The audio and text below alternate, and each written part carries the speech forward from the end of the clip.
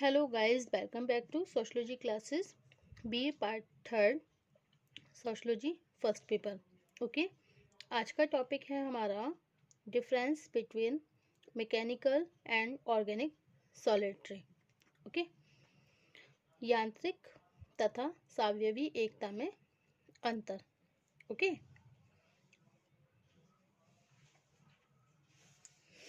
तो क्या हो गया आज का टॉपिक हमारा? Difference between mechanical and organic सॉलिडरी।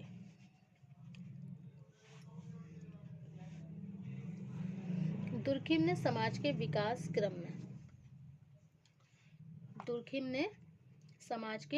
क्रम में यांत्रिक एकता को आरंभिक दशा तथा सावयवी एकता को वर्तमान समाजों की विशेषता के रूप में स्पष्ट किया है। ओके, यांत्रिक एकता का आधार जहां सामूहिक चेतना है, वहीं सावयवी एकता वर्तमान समाजों में श्रम विभाजन का परिणाम है। अनेक आधारों पर दुर्खिम ने यांत्रिक तथा सावयवी एकता के बीच जिन भिन्नताओं का उल्लेख किया, उन्हें निम्नांकित रूप से समझा जा सकता है। ओके, मैकेनिकल और ऑर्गेनिक सॉलिडरी। ओके, तो यांत्रिक एकता और सावयवी एकता में अंतर। यांत्रिक एकता और सावयवी एकता, इसमें क्या अंतर है? तो देखिए, जो यांत्रिक एकता होती है आदिम, सरल और प्राचीन समाजों में पाई जाती है। ओके, जबकि सावयवी एकता जो होती है वो आधुनिक समाजों की विशेषता है। ओके, यांत्रिक एकता में जहाँ का जीवन परंपरागत होता है और सावयवी एकता में जिनमें श्रम विभाजन और विशेषीकरण का एक विकसित रूप पाया जाता है। यांत्रिक एकता समरूप समाजों की विशेषता है। ऐसे समाजों में लोगों की सामाजिक, सांस्कृतिक, धार्मिक तथा आर्थिक विशेषताएं बहुत कुछ समान होती हैं। और सावयवी एकता का संबंध विभिन्नता युक्त समाजों से है। ऐसे समाज स्तरीकृत होते हैं तथा सभी लोगों के सामाजिक, आर्थिक जीवन में भारी विषमता देखने को मिलती है। ओके, यांत्रिक एकता सामूहिक नैतिकता यांत्रिक एकता की एक अनिवार्य दशा है। यह वो नैतिकता है जिसमें सामूहिक जीवन के सामने वैयक्तिक जीवन का कोई महत्व नहीं होता। सावयवी एकता ऐसी एकता में व्यक्तिवादी नैतिकता का प्रभाव कहीं अधिक होता है। इसमें सामूहिक इच्छा के स्थान पर व्यक्तिगत इच्छा की प्रधानता होती है। व्यक्ति समूह में उतना ही सहभाग करता है जो उसके लिए लाभप्रद होता है। ओके, अब है यांत्रिक एकता। यांत्रिक एकता, इसके अंतर्गत व्यक्तियों के विचार, व्यवहार तथा प्रवृत्तियां सामूहिक जीवन के अधीन होती हैं। सामूहिक जीवन से विभिन्न विचार तथा व्यवहारों को अपराध के रूप में देखा जाता है। ओके, स्पष्ट है कि यांत्रिक एकता में सामूहिक चेतना का रूप बहुत ही दृढ़ होता है। ओके, और सावयवी एकता की दशा में विचारों की भिन्नता तथा व्यक्तिगत स्वतंत्रता का अधिक महत्व होता है। सावयवी एकता में क्या होता है? सावयवी एकता की दशा में विचारों की भिन्नता तथा व्यक्तिगत स्वतंत्रता का अधिक महत्व होता है। सामूहिक जीवन में विभिन्न व्यवहारों को अपराध के रूप में नहीं देखा जाता। सावयवी एकता की स्थिति में सामूहिक चेतना व्यक्तिगत चेतना के रूप में बिखरने लगती है। ओके, अब यांत्रिक एकता ऐसी एकता की दशा में श्रम विभाजन का कोई स्पष्ट रूप विद्यमान नहीं होता। स्त्री तथा पुरुषों के बीच केवल आयु तथा लिंग के आधार पर ही कार्यों को एक सामान्य विभाजन पाया जाता है। ओके, और श्रम विभाजन जीवन के प्रत्येक क्षेत्र की एक अनिवार्य विशेषता बन जाती है। सावयवी एकता में श्रम विभाजन जीवन के प्रत्येक क्षेत्र की एक अनिवार्य विशेषता बन जाती है। ऐसे श्रम विभाजन का आधार आयु अथवा लिंग न होकर व्यक्तिक कुशलता है। श्रम विभाजन के कारण ही सभी व्यक्ति अपनी आवश्यकताओं को पूरा करने के लिए दूसरों पर निर्भर रहते हैं। ओके, और यांत्रिक एकता में व्यक्तिवादिता का अभाव होता है। प्रत्येक कार्य को करते समय व्यक्ति के लिए संपूर्ण समूह के हित को ध्यान में रखना आवश्यक है। और सावयवी एकता में सामूहिक हितों की जगह व्यक्तिगत हितों को अधिक महत्व दिया जाता है। इसी कारण से इसे हित प्रधान एकता कहा जाता है। ओके। यांत्रिक एकता के अंतर्गत समाज का रूप एकीकृत और अविभेदीकृत होता है। संस्कृति, संपत्ति, धर्म, भाषा तथा मनोवृत्तियों के आधार पर ऐसे समाज को विभिन्न खंडों में विभाजित नहीं किया जा सकता।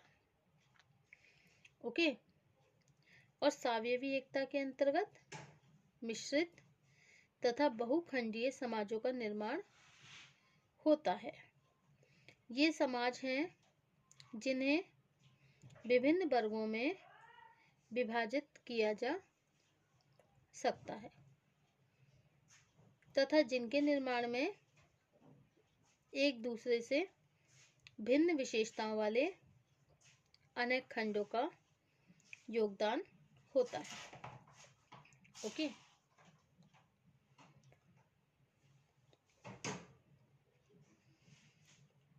यांत्रिक एकता के अंतर्गत समाज का रूप एकीकृत और अविभेदीकृत होता है। संस्कृति, संपत्ति, धर्म, भाषा तथा मनोवृत्तियों के आधार पर ऐसे समाज को विभिन्न खंडों में विभाजित नहीं किया जा सकता। और सावयवी एकता के अंतर्गत मिश्रित तथा बहुखंडीय समाजों का निर्माण होता है। ये वो समाज हैं जिन्हें विभिन्न वर्गों में विभाजित किया जा सकता है तथा जिनके निर्माण में एक दूसरे से भिन्न विशेषताओं वाले अनेक खंडों का योगदान होता है। ओके। यांत्रिक एकता में व्यक्ति का अपना कोई पृथक व्यक्तित्व नहीं होता। ओके। व्यक्ति को मिलने वाली परिस्थिति भी उसे समाज द्वारा ही प्रदान की जाती है। और सावयवी एकता में क्या होता है? सावयवी एकता के अंतर्गत व्यक्तिक योग्यता और कुशलता के अनुसार प्रत्येक व्यक्तित्व मतलब प्रत्येक व्यक्ति का व्यक्तित्व एक दूसरे से भिन्न होता है। सामाजिक आर्थिक परिस्थिति को भी व्यक्ति अपने प्रयत्नों से स्वयं अर्जित करता है। सावयवी एकता के अंतर्गत ये होता है कि व्यक्ति की योग्यता और कुशलता के अनुसार ही हर व्यक्ति का जो व्यक्तित्व होता है वो एक दूसरे से भिन्न होता है। सामाजिक और आर्थिक परिस्थिति को भी व्यक्ति अपने प्रयत्नों से ही स्वयं अर्जित करता है। ओके।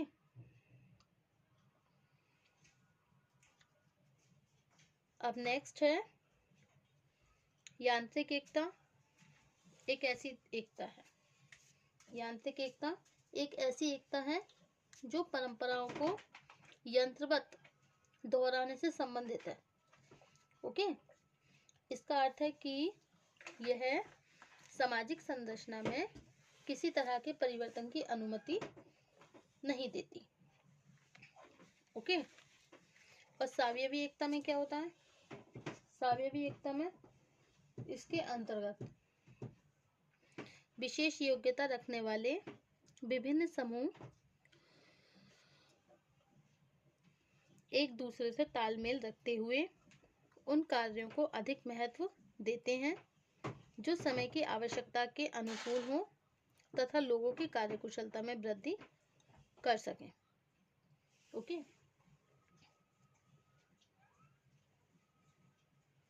अब यांत्रिक एकता के अंतर्गत व्यक्तियों के संबंधों का निर्धारण परंपराओं के आधार पर होता है। यांत्रिक एकताओं के द्वारा जो व्यक्ति के जो संबंध होती हैं, जो रिलेशनशिप होती है, उनका निर्धारण परंपराओं के आधार पर ही होता है तथा प्रत्येक व्यक्ति को बिना किसी शर्त के सभी को सहयोग देना आवश्यक होता है। मतलब हर व्यक्ति क्या है, बिना किसी सहयोग के, बिना किसी शर्त के सभी को सहयोग देना उसके लिए आवश्यक होता है। ओके। और सावयवी एकता में इसके अंतर्गत संविदात्मक संबंध अधिक महत्वपूर्ण होते हैं। पारस्परिक सहयोग के लिए व्यक्ति दूसरों से उतने ही संबंध स्थापित करते हैं जो उनके द्वारा किए गए समझौते के अंतर्गत आते हों। ओके, अब है यांत्रिक एकता। यांत्रिक एकता का एक प्रमुख आधार दमनकारी कानून है। कौन सा कानून है? दमनकारी। इनका उद्देश्य कठोर दंड के द्वारा अपराधी से इस तरह प्रतिशोध लेना है जिससे समूह को संतुष्ट किया जा सके। ओके, और सावयवी एकता में क्या होता है? सावयवी एकता प्रतिकारी कानूनों को अधिक महत्व देती है। इनका उद्देश्य अपराध से व्यक्ति को होने वाली क्षति को पूरा करना है। ऐसे कानूनों को औपचारिक संस्थाओं द्वारा लागू किया जाता है। ओके, तो this is the description of the difference between mechanical and organic solidarity. Okay, यांत्रिक और सावयवी एकता में अंतर।